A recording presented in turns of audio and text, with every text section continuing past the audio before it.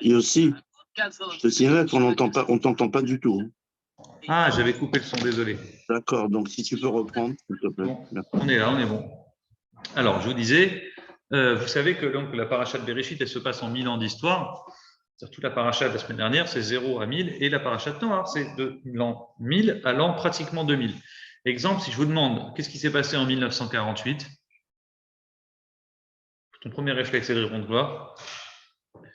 Ah, je dirais l'indépendance d'Israël. Oui, bon. Mais non. Ouais. Mais en 1948, date juive, c'est pas. C'est la naissance d'Abraham Avinu. Abraham, il est né en 1948. Et à la fin de la parashat Noach, on commence parashat Noach en l'an 1000 et on termine en 1948, donc pratiquement 1000 ans, 1948, donc pratiquement 2000, la naissance de Abraham. Intéressant. Vous avez encore 1000 ans d'histoire qui se fait. Comme la Mishnah dans Pirkei Avot, Perek Hamishi dans Pirkei Avot, dit Ba'asara Ma'amarot Nivra Olam, avec 10 paroles, Dieu il a créé le monde. Vayomer, il a dit 10 fois Vayomer. Et on se retrouve avec 10 générations. La Mishnah d'après dit de Abraham jusqu'à de Adam à Noach et de Noach à Abraham. La différence, c'est que les premières générations, elles ont détruit le monde, que Dieu a créé avec 10 paroles. Donc Dieu, il a été patient. Et ensuite arrive le Maboul. Et là, Dieu, donc, par le déluge, il détruit complètement le monde. Il reste rien. Abraham, il est né en quelle date il est né, Abraham ? 1948. En 1948. Tu retiendras avec un mémotechnique avec la naissance d'Israël. Incroyable. Incroyable. Donc ça veut dire, retiens bien, mais donc on a 2000 ans d'histoire qui se passent en 2 parachiotes.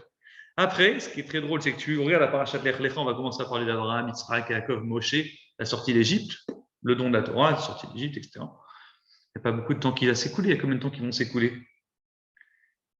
Facile. Exact, c'est exactement ça. À peu près 500 ans.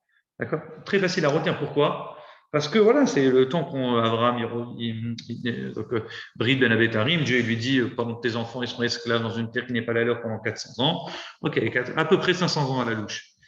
C'est-à-dire que Béhémet, la Torah nous raconte cette histoire de déluge parce que c'est important qu'on apprenne un enseignement de cette histoire. C'est-à-dire que Dieu, il peut détruire le monde à l'époque, et le monde qu'il a détruit, c'est un monde qu'on ne connaît plus. On ne peut pas s'imaginer ce qu'il y avait avant. Encore maintenant, aujourd'hui, ils cherchent des choses dans le sol, dans la terre, dans la mer, ils retrouvent des villes entières. Des villes entières, on ne sait pas ce qu'il y avait là-bas, personne ne comprend. Au Japon, ils ont retrouvé des trucs, des restes d'animaux, des animaux entiers qui ont existé. Un monde entier, tous les animaux qui ont fauté, ils ont disparu. N'est-ce pas ? Tous les hommes qui ont fauté, donc tous ont été détruits. Alors, on nous raconte dans cette paracha, donc retenez bien la partie historique, elle est très importante. Bienvenue, messieurs, plaisir de vous retrouver. Donc, retenez bien ça. On a Noach qui arrive, et on dit Ish Tzadik, c'était un homme tzadik. La Torah le présente comme un homme tzadik. Sachez que la Torah n'appelle personne tzadik. On n'a jamais vu dans le Chumash un homme qui est nommé tzadik à part Noach. Un tzadik, un homme juste. Et Dieu, il décide de détruire le monde et sauver Noach. Vous connaissez l'histoire. Donc, je fais un petit résumé rapide au cas où vous l'aurez oublié. Quelques minutes. Donc, Hachem, il lui annonce qu'il y aura une destruction du monde. Mais il lui dit, toi et ta famille, vous serez sains et saufs parce que vous ne fautez pas. Mais vous allez construire une Teva. Combien de temps ça a pris la construction de la Teva ? 120 ans. Quelle taille elle avait la Teva ? 150 mètres de long. C'est à peu près l'équivalent d'un super grand yacht d'aujourd'hui. Il y a plus grand en longueur. Après, en largeur, en hauteur, je ne crois pas. Il y avait quand même, d'après la Teva, 25 mètres de haut. Même les yachts d'aujourd'hui, je ne suis pas sûr, même les plus hauts, je ne crois pas qu'ils ont 25 mètres de haut. Oui, mais c'était vraiment un bon carré, bien fait, sur 3 étages, très très grand. Maintenant, Noach, il était seul à construire ce bateau. Peut-être avec ses enfants, probablement, mais il était quand même seul. Et il a construit sur la terre sèche. Donc, ce n'était pas aussi facile que ce qu'on peut s'imaginer. Et que ça lui a pris 120 ans de construction. Hein ? Alors, sur les outils, tu te trompes. Il est écrit que la naissance de Noach, on dit on l'a appelé Noach, son père il l'a appelé Noach. Noach en hébreu ça veut dire quoi ? La consolation. C'est Menachem, on console, tu sais, on fait Nichum Avelim, la consolation des endeuillés. Noir, c'est pourquoi son père, quand il a vu naître, il a appelé Noir. Parce qu'il a vu une vision que son fils, il allait créer quelque chose. Et on dit, qu'est-ce qu'il a créé Noir d'extraordinaire? Non, les outils agricoles. Il a inventé la charrue. C'est Rachid, il a inventé la charrue. Les hommes, ils étaient en galère pour travailler la terre. Depuis la malédiction de la terre, depuis Adam, ça faisait 1000 ans que les hommes, ils transpiraient pour travailler. Ils n'avaient pas les techniques. Et Noach, il a inventé la charrue. C'est un genre de métal pointu qui rentre dans la terre et l'animal qui va tirer. Tout le système agricole, il l'a inventé. Il était très, très fort. Noach, c'était un très bon agriculteur, très bon. Et d'ailleurs, la première chose qu'il a fait quand il va sortir de la Teva, c'est quoi d'après vous? Je vous laisse deviner. Hein? Oui, ça va être son métier, mais surtout, qu'est-ce qu'il va se faire comme bon fruit? Un bon fruit que tous les hommes aiment, les raisins. Il va se faire une fine. Il va faire un bon pinard. Il va se saouler, vous connaissez la fin de l'histoire. Donc, il y aura un moment un peu intéressant. En tout cas, Noach, c'était un très, très bon agriculteur. Et il va construire donc la Teva. Et ça lui a pris 120 ans, cette construction. Pourquoi Dieu lui demande à Noach de construire une Teva en 120 ans? Pourquoi Hachem lui demande de construire une Teva en 120 ans? Pourquoi pas? Pour voir si les hommes ils changent. Bravo. Il laisse du temps aux hommes pour faire teshuva. Ça, tu vois un Maboul qui se met à construire, sans faire de mauvais jeu de mots, il commence à construire une Teva sur la terre sèche. Et qu'est-ce que tu fais? À quoi ça sert? Pourquoi? Ah, parce que Dieu, il a envoyé le déluge. Ah bon? C'est quoi cette histoire? Que ça tourne, que ça circule, que les gens. Et que Noach, il avait comme mission de prendre son temps. Et que tôt ou tard, les gens, peut-être qu'ils allaient faire teshuva. La fin de l'histoire, vous la connaissez, les gens n'ont pas fait teshuva. Et Dieu, il a envoyé un déluge. Alors, le déluge, il a duré. On dit, c'est très intéressant que Noach, il rentre dans la Teva, le verset, il dit, Mipne me Maboul, à cause des eaux du déluge. Et Rachid dit une petite information bizarre comme ça qui passe à là, c'est dit Noach mikatne amana, il avait peu d'émouna, il avait une émouna mais pas trop. C'est-à-dire qu'il a attendu que la flotte lui monte jusqu'au genou pour comprendre que le déluge il allait vraiment arriver. Ensuite il est rentré dans la Teva. Et ce qui est très important aussi de savoir, c'est donc Noach il a construit cette Teva en 120 ans. Il avait 3 garçons qui l'ont aidé, Shem, Ham et Yefet. Et pendant ce moment-là, pendant le temps de la création, il n'a pas été spécialement voir les gens de sa génération pour leur demander de faire teshuva. La génération était vraiment tombée tellement bas, on dit que c'était des voleurs, des super voleurs, et surtout c'était des mariages interdits, une catastrophe. Et on dit que c'est ça qui a entraîné, une des raisons pour ça a entraîné le déluge. Ben non. Aujourd'hui, le vol, c'est pas une règle. Aujourd'hui, le vol, ça s'appelle un voleur. Il fait de la prison, le voleur, en France. Alors, Noach rentre dans la Teva. Combien de temps le déluge va tomber? 40 jours et 40 nuits. Ça va tomber pendant 40 jours. Ce qui va se passer, c'est que Dieu, qu'est-ce que je vous ai dit la semaine dernière? Le second jour de la création, qu'est-ce qu'il a fait Dieu le deuxième jour de la création? Il a séparé les eaux du haut et les eaux du bas. Vous vous rappelez pas? Ceux qui sont nés un lundi. Vous avez vérifié quel jour vous êtes nés ou pas? Vous n'avez pas vérifié? Quel jour de la semaine? Mercredi? Alors, Donc les eaux du haut, Dieu il a séparé les eaux du haut. C'est-à-dire que la Terre c'était une vraie planète bleue, pour le coup elle était complètement bleue. Et Dieu, il a demandé à ce que la Terre sèche apparaisse. Pour ça il a demandé à une partie de l'eau de monter, se transformer en nuage, en eau dans l'air, quoi. Et une autre partie qu'il a asséchée, qui est rentrée dans le sol, qui a permis aux nappes phréatiques donc, de se créer, et il a laissé apparaître de la Terre. Vous me suivez? Au moment du déluge, Hachem il fait tout le contraire. Il demande à l'eau du bas et l'eau du haut de se reconnecter. Donc il a plu des torrents et la terre aussi, elle faisait ressortir son eau qu'elle avait en elle. Et donc ça a duré comme ça pendant 40 jours. Au départ, les types, ils étaient contents, mais c'est pas grave, moi j'ai un grand pavillon, 3 étages, je vais monter au 3e étage, j'ai ma cuisine, j'ai tout ce qu'il faut. Et puis ensuite, les types, ils commençaient à monter. Vous connaissez l'histoire dans les montagnes. Et la fin des fins, c'est quoi? La fin des fins, même le type qui était tout en haut des montagnes, ça tombe pendant 40 jours. L'eau, la Torah raconte, elle est montée 7 mètres au-dessus des plus hautes montagnes. 7 mètres au-dessus des plus hautes montagnes. Je prends le mont Everest. On sait que l'eau a dépassé l'Everest de 7 mètres de haut.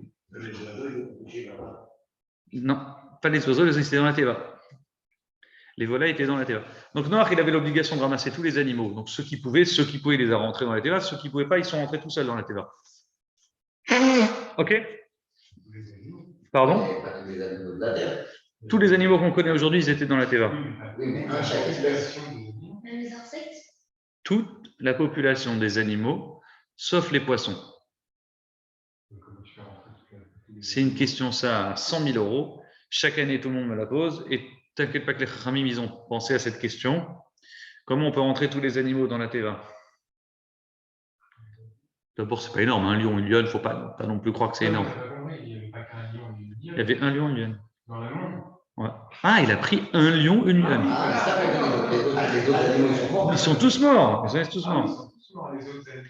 Il a pris un de chaque espèce, sauf les cachers, il en a pris 7. Il y en a un qui dit que c'est compliqué à faire entrer tout dans l'espace. Ça, c'est possible, à 120 mètres de l'eau. Oui, les éléphants sont un peu chauds. Ça va. Une girafe. La pauvre girafe, elle est sortie avec un torticolis, quoi. Girafe, tu 120 mètres de long, mais il a fait des étages, quand même. 150 mètres de long, 150 mètres de long. Il y a combien d'espèces? Plus sur Terre aujourd'hui, je ne sais pas plus, c'est peut-être. C'est volatile, c'est une fée, c'est sur le toit. Ouais. Alors, venons, on avance rapidement. Vous allez venir, les volatiles, vous n'avez pas le choix. Hein. C'était soit ça, soit elles disparaissaient. Voilà, c'est exactement ça. Et d'ailleurs, à la fin de la paracha, elle va nous raconter comment ça va se passer avec les volatiles. Concluons juste sur cette histoire. Il pleut pendant 40 jours et 40 nuits sans s'arrêter. Et puis ensuite, il y a un stop pendant 150 jours. Pendant 150 jours, il n'y a plus rien. L'eau, elle stagne. Et c'est seulement au bout donc, de 190 jours que l'eau, elle commence à descendre. En tout, pour tout, ça va durer 1 an. Noach, il va rester dans la Teva pendant 1 an. Ne croyez pas, surtout pas, que c'était la croisière s'amuse. Il passait pas du bon temps. Il passait pas du bon temps. Il passait pas du bon temps dans la Teva. Noach, c'était une souffrance. On le sait après, il a raconté. Ça a été un travail quotidien. Il travaillait très dur. Comment? Il devait nourrir tous les animaux tous les jours. Le Midrash raconte une fois, il a donné en retard à un lion à manger. Le lion, il l'a endommagé, il lui a fait du mal. Il a été blessé. Le lion, il a cogné parce que Noach, il lui a donné en retard à manger. C'est-à-dire que tous les jours, il devait donner à nourrir. Pardon? Probablement. La fin de l'histoire, donc l'eau, elle commence à descendre donc, au bout de 190 jours. Et la Teva, il y a un moment où elle va se poser sur des montagnes. Maintenant, il ne peut pas sortir tout de suite. Il n'y a pas de terre. Donc, il attend. Vous connaissez la suite de l'histoire. Il envoie le corbeau. Le corbeau, il fait passer la mission pour voir s'il y a où se poser, comme tu as dit, parce que voilà, il est obligé de se poser, sinon il meurt. À la fin, il tombe. Donc, il n'y a pas où se poser. Là, il ne fait même pas sa mission. Le corbeau, il fait le petit tour, etc. Ensuite, on a la colombe. La colombe, elle fait un tour une fois. Elle revient faire sa mission. Il n'y a pas où se poser. Une deuxième fois, elle revient avec un rameau d'olivier, une petite branche d'olivier. Donc là, il comprend qu'on est assez bas. La volatile, la colombe, elle a trouvé un rameau d'olivier, c'est qu'il y a des branches, il y a quelque chose qui se balade sur terre, il y a encore de la terre sèche. Et une troisième fois, il fait partir la colombe, et la colombe, elle ne revient plus du tout. Donc là, elle a compris que si la colombe n'est plus revenue, c'est qu'elle a trouvé où se poser. Donc là, Noach, au bout d'un an, il comprend le message, il sait qu'il peut sortir de la terre. Alors, je vais vous apprendre un chidouche que la Barbanel raconte, très intéressant. Hachem, il s'adresse tout de suite à Noach et il lui dit plusieurs choses. Il lui dit, je vais faire mon alliance avec toi, une alliance très forte. Quelle est cette alliance? On ne sait pas tellement de quelle alliance lui parle. Il dit, je fais une alliance avec toi. D'abord, Noach, il prend des animaux, il offre à Hachem. C'est un détail important, mais c'est comme ça. Noach, il remercie Dieu d'avoir survécu, donc il fait une séouda, tel qu'à le dire, et il prend des animaux cachers. Ils étaient rares, donc il prend que ceux qui étaient cachers. Il fait des corbanotes, des sacrifices à Dieu. On dit cette odeur agréable aux yeux de Dieu. Ça a été une odeur agréable et Dieu, il va lui dire 3 choses. Écoutez bien, c'est un vrai beau chidouche. Dieu lui dit 3 choses. Premièrement, il lui dit, il faut que tu aies des enfants. Pérour-vous, multipliez-vous, remplissez la terre. Ça y est, vous avez la terre que pour vous. Vous êtes 8. C'est bien. Il y avait ces 3 garçons, ces 3 belles filles, Noach et sa femme. Donc à 8, vous avez de quoi faire, vous n'allez pas vous disputer. Mais remplissez la terre. Dieu, il a besoin de répéter à Noach, faisait les fêtes des enfants. Il avait déjà dit à Adam Arishon, faites des enfants. Pourquoi la Torah, elle répète qu'il a besoin de dire ça à Noach? Et ensuite, Hachem, il donne les règles de cacheroute, certaines règles à Noach, tu peux manger les animaux, tu mangeras de la viande, pas de la viande vivante. Et de là, on a certaines mitzvot qui apparaissent dans la Torah. La première, de ne pas manger de la viande vivante. On appelle ça Ever Minachai, de la viande vivante. Et là, pour rejoindre ce que tu m'as dit tout à l'heure, Yitzhak, il te dit, on appelle, depuis ce jour Noach, il a réuni ses enfants, il leur a appris les Sheva Mitzvot Ben Noach, les 7 mitzvot de Noach. Ces 7 mitzvot, vous les connaissez, c'est ne pas tuer, ne pas voler, ne pas faire de mariage interdit, avoir des tribunaux, créer des tribunaux. Et tu peux dire ce que tu veux, mais aujourd'hui, on a des tribunaux partout.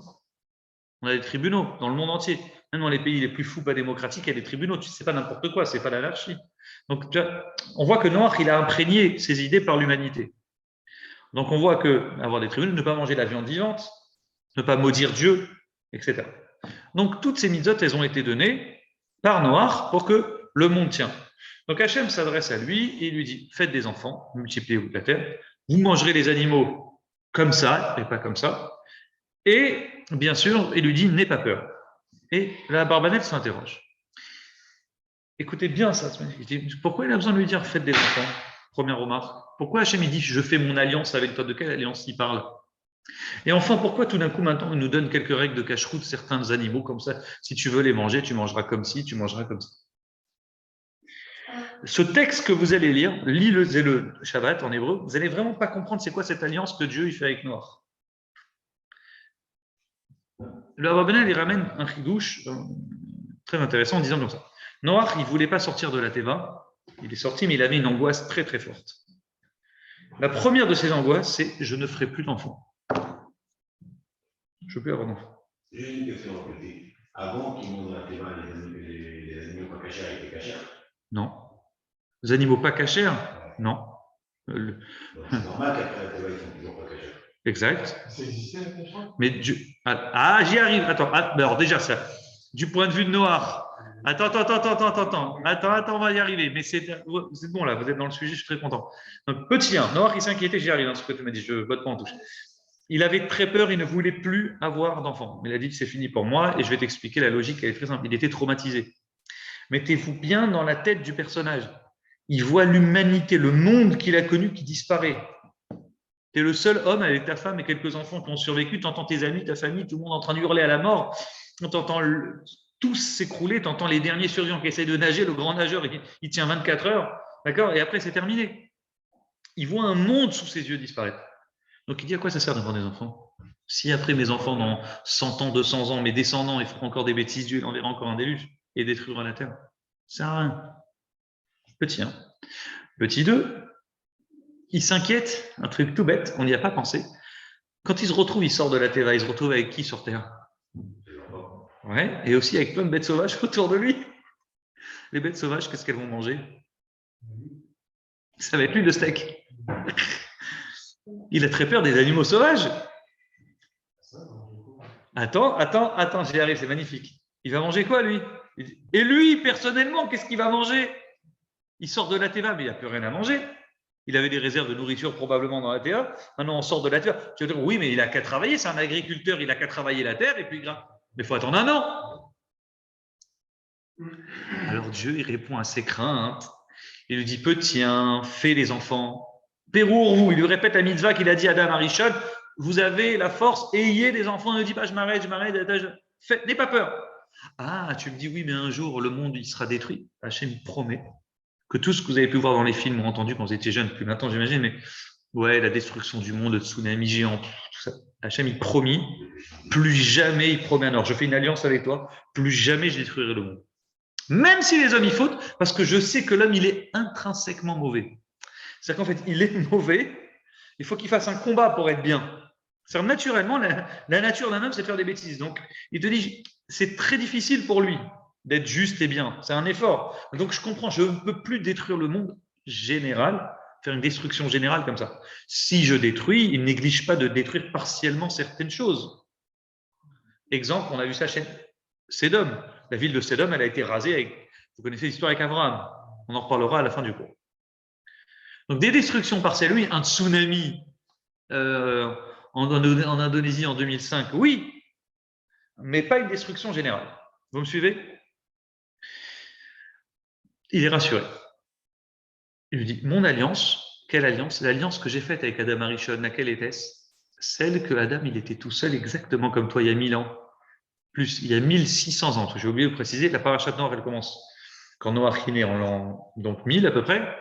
Mais le déluge est tombé quand Noach avait 600 ans. Donc le déluge est tombé en l'an 1600. D'accord? Donc presque 400 ans avant la naissance d'Abraham. Hein? Il vivait exactement. Alors ça, c'est un autre point aussi. Il vivait très longtemps. Il vivait jusqu'à 1000 ans. Methuselah, Mathusalem. Il vivait presque 1000 ans, d'accord? Retenez bien les chiffres. Et depuis le déluge, Dieu il dit, je sens que l'homme est mauvais, je vais réduire ses années. À combien je vous laisse deviner? 120 ans. Vous connaissez des gens qui ont dépassé 100 ans? Alors, tu connais la polémique sur Jeanne Calment. On met Jeanne Calment de côté. Et d'ailleurs, entre nous, elle a fait 123. Et quand bien même, ça serait une exception. Alors, écoute-moi. Il se passe les papiers, tu veux dire? Ils ont 220. Alors, avançons un petit peu. Vous allez voir qu'on a donc... Vous avez Jeanne Calment, bon, c'est une exception, mais de toute façon, il y a un village au Japon. C'est le village des gens au monde qui vivent le plus longtemps. C'est des centenaires, tous des centenaires dans le village. Tous. Tu as des pépés, on dirait nos parents à nous, quoi, nos grands-parents. Ils ont un beau petit corps mignon, ils mangent des bols de riz tous les jours. Et ils sont excellents, ils ont une santé excellente, ils vivent très très bien. C'est un village entier de centenaires. Tu en as un qui est à 113, 114, 117, c'était le max. Terminé. Ils n'ont jamais dépassé les 120.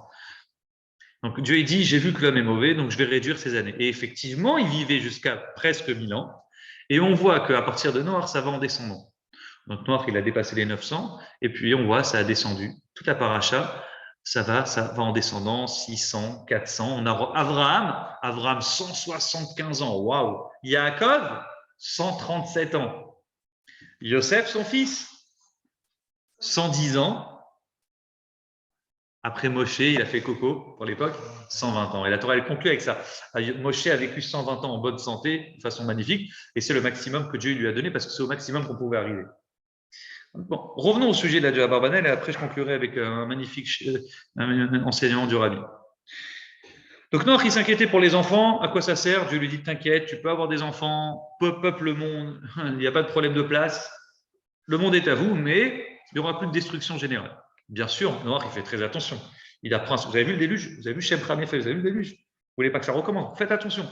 Faites attention à ça. Pas tuer, pas voler, pas de mariage interdit. Et tout le monde s'est appliqué des règles. Et c'est vrai. Ne croyez pas qu'il y a 3000 ans, le monde, c'était une folie. Les Égyptiens se comportaient comme des fous. Pas du tout. Le monde était organisé. L'Égypte de l'époque, on n'avait pas le droit de tuer, on n'avait pas le droit de voler, on n'avait pas le droit de faire des mariages interdits. Leur grande erreur, c'était l'idolâtrie. Et ça fait pas. C'est encore un sujet différent. Parce que les règles, elles existaient. Il y avait des tribunaux à l'époque en Égypte. Vous comprenez? Ok. Deuxième point, Noach, il s'inquiétait. Il dit, mais moi, les animaux tout seuls, avec les animaux du ici, là, je vais me faire dévorer.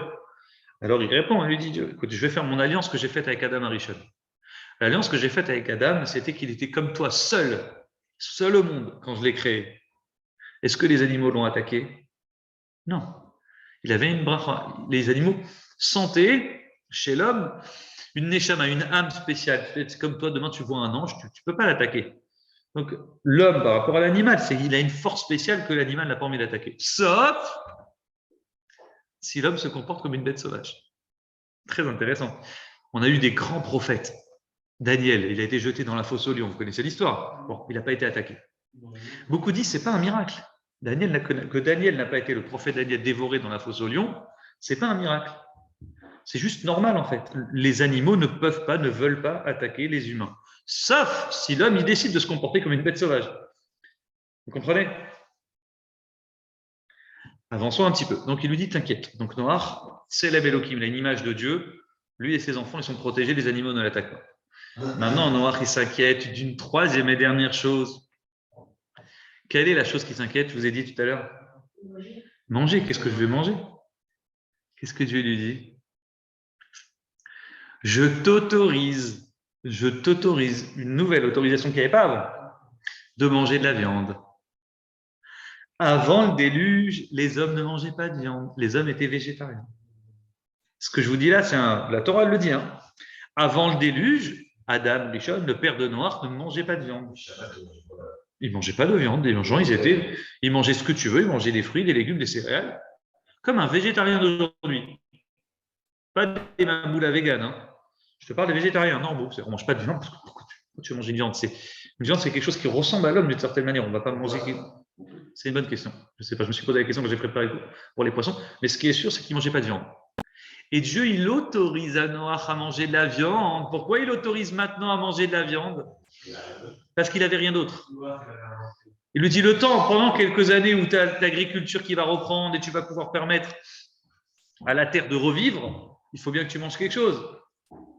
Donc, je te laisse manger les animaux. Alors, attention, il lui met des règles. Cachère, il lui donne les animaux cachères. Comme par hasard, tu en as beaucoup des cachères, ça tombe bien. Tu avais par exemple des vaches, il en avait 7 vaches et 7 taureaux. Mais il n'avait pas beaucoup de porcs. De chazir, il en avait un. Donc, donc Dieu, il a prévu le coup. Ce qui est tahor, ce qui est pur et ce qui n'était pas pur. Donc, il savait noir. Donc, il a pu pendant 1 an, 2 ans manger. Alors, attention, autorisé à manger, c'est-à-dire que noir, ce n'était pas un goinfre de viande. C'est pour ça que dans Shulchan Aruch, c'est écrit que la viande, on peut en manger. Il faut faire attention. Même le Shulchan Aruch est encore pour nous juifs aujourd'hui, ne pas se gaver de viande. Exemple, une halakha comme ça, on n'a pas le droit de prendre qu'une assiette de viande. C'est-à-dire que tu vas au resto, tu ne commandes pas un plateau que de viande. Tu es obligé de prendre de la viande accompagnée à quelque chose. C'est-à-dire tu ne remplis pas ton estomac que le type qui vient. Non, la gouverne, tu te fais descendre, tu manges morceaux de viande. Mais tu n'as pas le droit, par exemple, d'aller au resto, de te commander un plateau mixte, toutes les viandes possibles. Et tu manges. Tu n'as pas le droit, en gros, de te gaver ton ventre que de la viande. C'est sauvage. Un homme, il peut manger de la viande. Alors, les chachamim, tu veux, tu t'aimes ça, bon, mange Shabbat, tu fais kavod à Shabbat, c'est un bon repas pour toi, tu manges Shabbat. Il y a des moments clés. Tu n'es pas obligé d'en manger tous les jours. Ce n'est pas quelque chose de conseillé. Du point de vue de la Torah, ce n'est pas conseillé de manger tous les jours. Si déjà noir, tu n'as pas le choix, tu dois en manger maintenant. Voilà les règles, comment tu dois faire. Tu n'as pas le droit de manger de la viande vivante, tu n'as pas le droit de faire souffrir les animaux, tu as le droit d'en manger que dans un cas de force majeure où c'est urgent, tu dois manger les animaux cachers, etc., etc. Vous comprenez le truc? Donc voilà pourquoi Hachem lui autorise maintenant de manger ces animaux-là. Que avant c'était interdit. Dans le monde d'avant, je pense que oui. Tout ce qui est vivant. Les poissons, c'est une vraie question, je ne sais pas. Pourquoi il nous redit la viande pas cachère et cachère? Il nous a dit qu'il savait avant de monter. Il n'y avait pas la Torah, mais puisque Dieu il lui a dit fais rentrer un seul lion, une seule lionne et beaucoup de brebis et d'agneaux et pourquoi pardon, pas d'agneaux, c'est le bébé. Pourquoi il a autorisé à faire rentrer le veau, la vache et le taureau plus que les autres? C'est qu'il a compris ce qui était pur et pas pur. Ça ne veut pas dire que la mitzvah de Kashrut a été donnée à ce moment-là. La mitzvah de Kashrut, elle a été donnée dans Parashat Mini. Après qu'on ait reçu la Torah, Dieu nous a donné les règles précises de Kashrut. Mais disons que Noir, qu'il avait déjà un aperçu de ce qu'était la Kashrut. Vous me suivez? Peut-être qu'il a mangé un peu des autres, il a vu que ce n'était pas terrible. Non, tu peux pas. C'est Benoît, il n'en avait qu'un. Il avait qu'un mâle et une femelle. Non, mais il n'en avait qu'un. Il avait un mâle et une femelle. Il ne pouvait pas. Quand tu en tues un, c'est fini, il tue l'espèce. Par contre, Dieu leur a donné la bénédiction pour se reproduire. Ça veut dire que les hommes, vous avez bien compris qu'ils vivaient encore longtemps et qu'ils ne sont pas contentés d'avoir un enfant. Il a mangé quoi quand il a atterri? C'est ce que je te dis, c'est autorisé à manger la viande. Comme il a fait des sacrifices à Dieu. Les brebis, les trucs, il a écrit beaucoup. Ah, il a mangé que de la viande? Cachère. Pendant 1 an. Mais pas que ça. Je ne sais pas, il y a peut-être de l'agriculture. Noir, c'est pour ça que les gens ne comprennent pas. Il crée les vaches, il crée les brebis, il du fromage. Noir, c'était un spécialiste. C'est vrai. Noir, c'était un spécialiste de l'agriculture. Donc, très vite, Noir, il a préparé le terrain, la terre, pour. Très vite, Noir, il a préparé la terre. Très vite, Noir, il a préparé la terre pour remanger. Donc, ça a été un moment très. Ah, sur la terre, ça poussait très vite aussi. Non. Non, je pense que la terre était naturelle comme elle est maintenant. Sauf que Noach, j'ajoute cet élément, c'était un spécialiste de l'agriculture. C'est lui qui a inventé les outils d'agriculture. Donc, la première chose qui s'est faite, c'était un vin. Vous connaissez la suite de l'histoire. Il a bu, il s'est saoulé. Il y a un enfant qui l'a vu nu, mais en fait, il ne l'a pas juste vu nu, il a fait d'autres bêtises. 2 enfants, Shem, dont Shem, le fameux Shem, il est venu, il a couvert son père tout de suite. Il a marché avec son frère Shem, etc. Et il a béni Shem, il a maudit Ham. D'accord. La terre, les 3 garçons, ils sont 3 maintenant, Shem, Ham et Yéfet. Noach, le pauvre, il ne va plus avoir d'enfants à cause de cette histoire, il ne pourra plus avoir d'enfants. Il n'aura plus d'enfants. Donc, comme Noach, il n'aura plus d'enfants, la terre, elle va se partager pour 3 races, si je puis dire. Ces 3 frères, Shem, Ham et Yéfet. C'est très facile. Ham, il va choisir l'Afrique, le continent africain, dont l'Égypte. Le petit-fils de Ham, je vous laisse deviner comment il s'appelle. Mitzraïm. Mitzraïm, monsieur Mitzraïm, l'Égypte. C'est le petit-fils de monsieur Ham. C'est pour ça qu'on dit souvent, on sait que les Égyptiens de l'époque, c'était des Noirs. C'était pas des Blancs. D'accord? Shem, sémite, les antisémites. Shem, c'est notre ancêtre à nous. C'est l'Asie. Il a hérité toute l'Asie. Dont. C'est Shem ou Shem? Shem. Shem, il a hérité qui?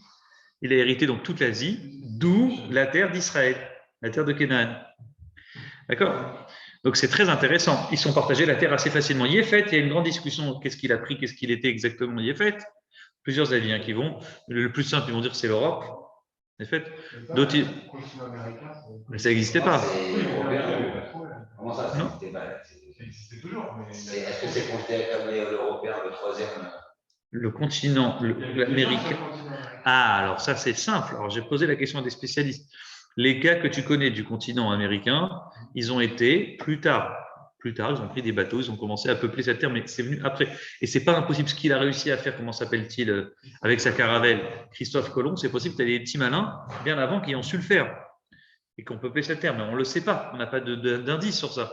D'accord? Mais on sait une chose, qu'ils sont sortis de la Théva, ils étaient 3 avec Noach. Noach, il n'a pas eu d'enfants.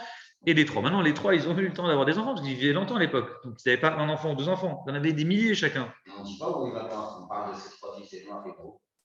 On ne parle plus de Noach. Noach, l'histoire, elle s'arrête là. Et Noach, il commence. C'est très bizarre, parce que Noach, il commence par être un Ish sadique. Il commence très haut. La Torah le surnomme l'homme sadique. Comment il fachala, comment il termine? Ish, on l'appelle Ish Adama, un homme de terre. Un homme qui aimait la terre, qui est un agriculteur. Il a mis la tête dans l'agriculture. Donc, il commence haut. Il termine bas. Comment on commence chez Moshe? Moshe Rabbeinu? Moshe, on l'appelle comment? Ish Mitzri, un homme égyptien. On le présente comment dans la Torah? Voilà un homme égyptien, genre monsieur. Et il finit avec le Ish Elohim, l'homme de Dieu. L'homme Dieu. On l'appelle Moshe Ish Elohim. T'imagines? C'est-à-dire que Noach, il a bien commencé, mal fini. À l'inverse de Moshe. Et il y a bien sûr une différence énorme. Alors, juste pour votre culture générale, c'est un petit truc sympathique que vous pouvez retenir. Et ça, je vous dis, dans un dîner, quand tu le sors comme ça sort bien. C'est un petit ridouche. Comment ça se fait que Dieu, à chaque fois, il promet à Abraham, tu auras la terre de Canaan, la terre de Canaan, je te promets à toi et tes descendants la terre de Canaan, et à Yitzhak la terre de Canaan, et à Yaakov la terre de Canaan. Qu'est-ce qu'il a dit avec la terre de Canaan? Ok, c'est une belle terre de très grande qualité, d'accord. Mais pourquoi tu lui promets la terre, la future terre d'Israël, toujours à Abraham, Yitzhak et Yaakov? Non, parce que je crois que tu l'avais bien dit. Parce que c'est le centre de 3 continents. Non, putain, c'est un fait. C'est un fait, mais c'est vraiment à la frontière. Non, mais le chidouche, il est comme ça. Écoutez bien, la terre de Canaan, il s'appelle Monsieur Canaan, vous avez compris. C'est un monsieur qui s'appelait Canaan. C'est qui ce Monsieur Canaan? C'est le petit-fils aussi, c'est le descendant de Ham. C'est le 4e fils de Ham. Donc écoutez ça, qu'est-ce qu'il a fait Ham? Il devait avoir que le continent africain. Franchement, tu ne peux pas disputer le monde il est à toi. Donc tu as d'un côté Ham qui a toute l'Afrique et Shem, l'Asiatique, qui avait toute l'Asie. Qu'est-ce qu'il a fait Ham? Un de ses fils, le 4e fils Canaan, il est monté du continent africain, il a fait la guerre et il est monté dans la terre qu'on appelait la terre de Shem et il a volé cette terre de Shem et il a appelé la terre de Canaan, Eretz Canaan. Ah, mais je le connais, lui. Hein? Son nom. Qui? Son nom. Oui, il est venu, il est rentré dans la terre, qu'il n'avait pas le droit. Il a joué au plus fort, au plus musclé, et il est venu, il a pris la terre. Maintenant, bon, l'autre, il a perdu le combat, il a laissé prendre. Il y avait ce qu'on appelle, Shem, il était toujours vivant à cette époque-là, il a vu ça. Maintenant, 10 générations après, à l'époque, les gens, ils avaient le temps de connaître leurs petits, arrière-petits-enfants, etc. Aujourd'hui, au maximum, on connaît l'arrière-petit-fils. Au mieux, ça existe des cas de arrière-arrière. À l'époque, ils pouvaient connaître 10 générations après. Shem, pour que vous ayez une idée, il va connaître Abraham. Shem, le fils de Noach, le tzaddik, il va connaître Abraham. Ça va être des contemporains, ils vont se faire coucou les deux. D'accord? Moi, je ne comprends pas. Et donc, Shem qui va connaître Abraham, c'est 10 générations après. Et donc, voilà.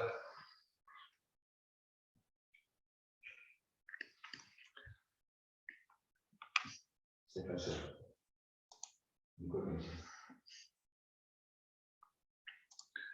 Attends, comment on fait pour moi?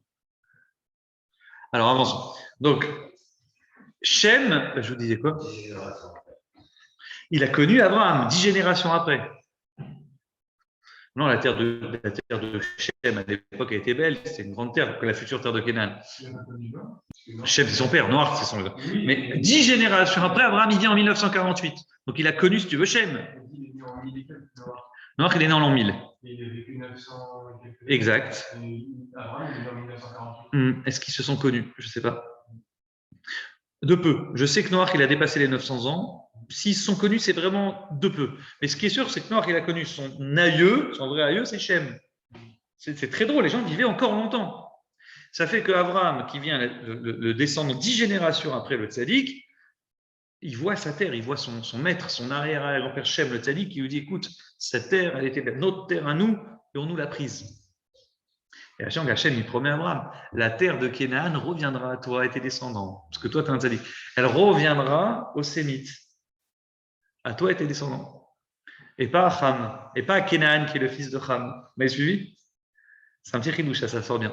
Bon, après la fin de la paracha, vous la connaissez, je pourrais parler pendant 4 heures de cette paracha, mais vous la connaissez, il y a l'histoire, l'épisode donc, de Noach qui se saoule, et puis après vous avez l'histoire de la tour de Babel.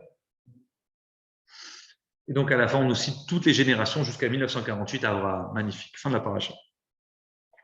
Maintenant, il est temps d'entrer dans un chidouche très important du rabbi que vous avez ici, sur la différence entre justement Shem et entre Noach et Abraham, ou voire Noach et Moshe. On plaint, on dit est-ce que Noach c'était un tzaddik ou pas? Alors à la fin de sa vie, on sait que non. Mais au début de sa vie, la Torah elle l'appelle tzaddik. Oui ou non? Pourquoi, à ton avis, tzaddik, il a fait mal? Il n'y a pas écrit Ish, il a fait mal, il n'y a pas écrit Ish tzaddik, il y a écrit Ish Adama, un homme de terre. Un agriculteur, quoi, un gentil agriculteur. Vous savez que dans toutes les cultures du monde, renseignez-vous sur ça, vous allez voir, c'est-à-dire tu vas chez les hindous. Je ne parle même pas chez nos amis les catholiques, parce que bon, ils sont basés sur la Torah, mais tu prends n'importe qui, bien sûr les Arabes aussi, mais tu prends les hindous, les cultures indonésiennes, rien à voir. Ceux qui sont aux États-Unis, en Amérique, là, comment on appelle ça, qui est dans le centre américain, là, les cultures, les Mayas, la descendants de Mayas, ils ont tous, les Aztèques, ils ont plusieurs races, plusieurs trucs. Ils ont tous la même histoire qu'on vous raconte maintenant. Ils ont tous une histoire d'un déluge. Ils disent tous qu'il y a eu un déluge. Après, chacun raconte un peu ses trucs à lui, en fonction de la taille du bateau, qu'est-ce qui s'est passé. Mais le point commun, c'est que tout le monde raconte qu'il y a eu un déluge. Et ça explique beaucoup de choses, que les goïms, ils ont du mal à expliquer. Ils disent que la Terre elle a des millions d'années, on ne sait pas. Nous, on sait que la Terre, elle est née, c'est 5783 ans. Comment expliquer ça? C'est très simple, c'est le déluge. Tu as eu le déluge. T'imagines que pendant 1 an, la Terre, elle a pris un coup de vieux. Pendant 1 an, tu mets ton doigt pendant 1 heure dans une bassine, tu as vu la vieillesse de ton doigt, tu as pris des rides, on dirait que tu es un pépé de 90 ans. Donc imagine-toi, ton corps, il reste baigné dans de l'eau pendant 1 an. Imagine-toi que la Terre, elle est imbibée d'eau pendant 1 an. Donc il y a des coups de vieux, il y a des choses qui se passent dans la Terre, d'accord? Donc ça explique pas mal de choses, mais le point commun, c'est que toutes les cultures reconnaissent qu'il y a eu ce déluge-là. Comment il s'est fait, chacun raconte un peu son histoire, mais renseignez-vous, c'est très drôle. En tout état de cause, et concluons ce cours sur ce point-là. Noach, contrairement à Abraham, qui vient 10 générations après, Noach, il a sauvé la mise, mais il a sauvé sa mise à lui. Il a sauvé lui et sa famille. Abraham, on voit, le Zohar raconte qu'Abraham, on voit, il a demandé à Dieu de sauver même ceux qui étaient dans la ville de Sédom. Tous les voyous de Sédom, Abraham, il va prier pour eux. Hachem, peut-être il y a 50 tzadikim dans la ville, tu ne vas pas détruire toute la ville alors qu'il y en a 50 bons justes. Peut-être 45, 40, 30. Ah, vraiment, il se donne à fond Abraham pour sauver. Alors qu'il sait, il aurait pu dire Dieu, vas-y, tu veux les détruire, vas-y, je vais t'aider si tu veux. C'est des vrais voyous, les types. Et non. Abraham, il prie. Moshe, arrive le veau d'or. Il y a combien de personnes qui ont fait le veau d'or? 3000, Khazak. Ils n'étaient que 3000 fauteurs. Et sur les 3000 qui ont fait le veau d'or, Moshe, il aurait pu dire sur 600 000, c'est rien. Bah, 3000, allez-y. Dieu, tu veux les détruire, vas-y, je te les nomme si tu veux. À la fin, Moshe finira par les tuer lui-même, je vous rassure. Mais Moshe, dans un premier temps, il sauve le peuple d'Israël. Il prie pour les bénis d'Israël. Il sauve même pour les fauteurs. Il dit Dieu, il prie pour tout le monde. Et ça, c'est une grande différence entre Noach, qu'on appelle tzaddik au début, et la Torah, même au début, quand elle appelle tzaddik, elle rajoute un mot. Écoutez bien quel est le mot que la Torah rajoute. Ish tzaddik, c'était un homme tzaddik, bedorotav, dans sa génération. Alors là, il y a 2 écoles. Rachi ramène 2 écoles au long de la Gemara. Je te dis, si toi, Tony, demain, tu es le meilleur de l'école dans une école de voyous, c'est-à-dire que malgré tous les voyous, tu as connu tous les voyous de la terre et toi, tu as réussi à rester un bon juif. Non, tu as resté un bon juif, tu as continué à garder kippa, tzitzit, tfilin, tu as été un bon élève et tu as été le meilleur des élèves et tu n'as pas fait de bêtises avec eux. On peut comprendre. Option 1, si tu as réussi à être un excellent élève avec tous les voyous qui rôdaient autour de toi, il est évident que si le même Tony, je t'avais mis dans une école d'excellence, tu aurais été excellent. Tu n'aurais pas fait de bêtises. Oui. option. Hein. Et je comprends parce que tu te dandines du chef, mais. Ouais. Et Rachi ramène un deuxième avis d'ici. La Torah dit dans sa génération, elle ajoute un mot. C'est pour te dire, à son époque, il était au top. Le borgnon. Le bordiron au pays des aveugles. Il aurait été à l'époque d'Abraham, il ne serait pas arrivé au talon d'Abraham. Pourquoi? Maintenant, vous avez la réponse. Pourquoi Rachi, pourquoi la Torah, elle prend le temps de rajouter un mot? Il y a une règle, demande le rabbi, qui s'appelle toujours Dan, Kol Adam, Lekav Zechut. Il faut toujours, dit la Mishnah dans Pirkei Avot, juger les gens positivement. Ça veut dire quoi? Attention, il ne faut pas être un blé. À chaque fois que je dis cette phrase, on me dit le monde, alors non. En fait, dans le monde des bisous, non. C'est-à-dire, si quelqu'un, je sais que c'est un voyou, je le vois faire un voyou, je dois bien lui dire que t'es un voyou, voilà. Il n'y a pas de problème avec ça. Mais s'il y a quelqu'un de neutre, il arrive à la Sina. Il y en a un qui m'a dit, lui, il a une casserole, comme ça, on va faire la chanara sur lui. J'en ai un autre qui me dit, lui, c'est une bonne personne, et tout ça. Je peux écouter soit à droite, soit à gauche. De prime abord, si moi je vois et je le juge, je dois le juger comment? Positivement. Je ne le connais pas. On juge sur les faits. Donc, juger positivement, ça veut dire si j'ai une possibilité de juger comme ça ou comme ça, je juge positivement. Donc, la Torah, elle nous apprend cette histoire de Noach. Oui, je vous pose une question. Pourquoi la Torah, elle a besoin de dire Noach, il était un tzaddik dans sa génération? Pourquoi elle précise ça? Limite, à cause de ça, il y a une marloquette et il y en a qui pensent que, comme tu as dit toi, à l'époque d'Abraham, il aurait été un nul. Donc, on nous fait comprendre que Noach, il n'est pas excellent. Noach, il est moyen. Pourquoi la Torah, elle a besoin de nous dire ça? Juge positivement. Qu'elle nous laisse, nous, lecteurs, lire l'histoire de Noach et nous faire notre avis. Pourquoi la Torah, elle a besoin de nous rajouter un mot pour nous faire comprendre que Noach, il n'était pas au top?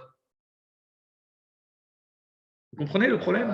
Peut-être pour donner une leçon, pour dire que voilà, même si tu n'es pas le meilleur, Alors, la réponse, il faut même quand même quoi? Faire comme Abraham. Alors, en fait, en vérité, tu as fait raison, on ne veut pas juger Noach. On n'est pas là pour juger positivement ou négativement Noach. La Torah, elle ne nous donne pas elle nous autorise pas à juger Noach. Sur Noach, tu aurais pu mieux faire, ce n'était pas excellent. Noach, il a fait ce qu'il pouvait. Il a été au maximum de ce qu'il pouvait, mais il l'a fait en son temps. Même si Noach, il avait prié, ça n'aurait pas servi des gens, ils étaient tombés trop bas. Mais est-ce qu'aujourd'hui, avec nos lunettes d'aujourd'hui, actuelles, on peut juger le passé? Non, on ne juge pas le passé. On ne juge pas le personnage de Noach. Mais comme avec nos lunettes d'aujourd'hui, on va dire l'histoire de Noach, on pourrait croire que ce qu'il a fait Noach, c'est reproductible pour nous aujourd'hui. C'est-à-dire, si tu vois un type qui te demande à l'aide, tu vois un type qui est un voyou, tu lui dis à quoi ça sert de lui mettre les tefilines, c'est un voyou. Je ne veux même pas lui dire bonjour, il ne fait même pas Shabbat. C'est ce qu'il a fait Noach, je suis désolé. Noach, il a fermé sa teva, il est rentré dedans, il a laissé le monde s'écrouler. Peut-être que ce qu'il a fait Noach, moi je suis un lecteur de la Torah, et je pourrais dire que ce qu'il a fait Noach, c'est ce que je dois faire moi aussi aujourd'hui en 2023. Oui, mais Noach, il a une qualité que personne n'a eu, il n'y a pas personne d'autre, c'est que lui, grâce à lui, le monde est reconnu. Exactement, Noach, c'est notre ancêtre génétique, bien sûr. Alors tu veux que je peux même rajouter? Et je peux même ajouter, tu sais quoi, je peux te faire aller dans ton sens. Parce qu'il y a vraiment deux écoles comment juger Noach. Je peux même dire autre chose. Comment Moshe il sauve ceux qui ont fait le veau d'or? Moshe il dit, s'il te plaît, le Dieu de Abraham, par le mérite de Abraham, d'Yitzhak et de Yaakov. Donc par le mérite de Abraham, Yitzhak et Yaakov, l'ancêtre de ces tzadikim-là, de ces béné Israël, sauve-les. C'est comme si aujourd'hui je dis, Misroud Rabbi Meir, Misroud Rabbi Shivan, Misroud tout le monde. C'est facile, tu as un mérite, tu as des ancêtres. Par leur mérite, tu peux être sauvé. Mais Noach, il n'y avait pas de sadique avant lui. Noach, il ne peut pas dire Bisrout, les parents de ces gens-là. Mais les parents, c'est des voyous. Donc, Noach n'avait pas pour qui prier. Il n'y avait pas de mérite pour ces gens-là qu'il pouvait utiliser pour les sauver. Il y en a qui pensent comme toi. En tout état de cause, dit le rabbi, on ne veut pas juger Noach. On n'est pas là, nous, avec nos lunettes de 2022 pour dire ce qu'il a fait Noach, c'est bien ou pas bien. Probablement que ce qu'il a fait en son temps, c'était ce qu'il fallait faire.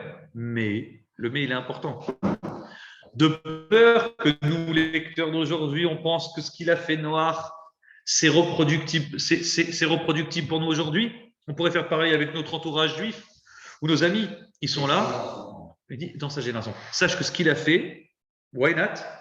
Mais tu ne peux pas refaire ça pour toi aujourd'hui. Aujourd'hui, tu te dois d'être comme Abraham et comme Moshe, c'est-à-dire t'occuper, juger tout le monde. On juge Noach positivement, on ne le juge pas négativement. On ne dit pas que ce qu'il a fait, c'est une erreur. On ne dit pas ça. On dit ce qu'il a fait en son temps. On voit bien qu'Abraham, dans un autre temps, il n'a pas fait comme lui. Moshe, il n'a pas fait comme lui. Donc c'est bien Bédorotav. C'est un tzaddik de sa génération, de son temps.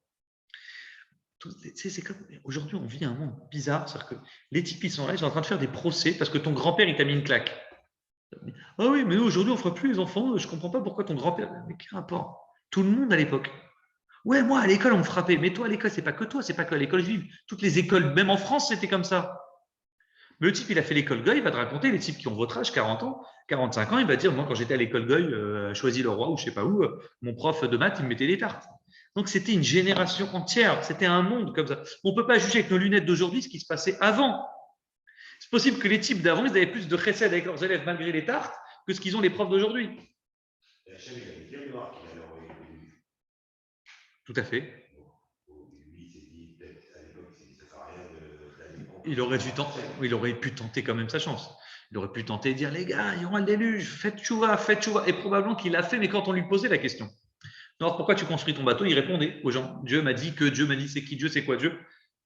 Probablement, mais on sent qu'il n'a pas mis de l'énergie. Et ça, c'est un enseignement très important. Ça veut dire, on ne juge pas Noach, on juge positivement Noach. On sait que ce qu'il a fait avec nos lunettes d'aujourd'hui, ce n'est pas la peine de le juger. Il a fait ce qu'il pouvait. Nous, à sa place, on n'aurait même pas pu faire ce qu'il a fait. Mais le mais, il est très important. Le mais, c'est aujourd'hui, pour pas qu'on apprenne de Noach quelque chose de négatif. Au contraire, de Noach, on veut apprendre comment nous se comporter aujourd'hui. Donc, on va apprendre qu'il faut ouvrir sa main, aider les gens, etc. Juger toujours les gens positivement, bien sûr, mais surtout les aider, même s'il n'est pas de notre famille, même s'il n'est pas de notre maison. On l'aide. De prime abord, on doit tendre la main à tout le monde.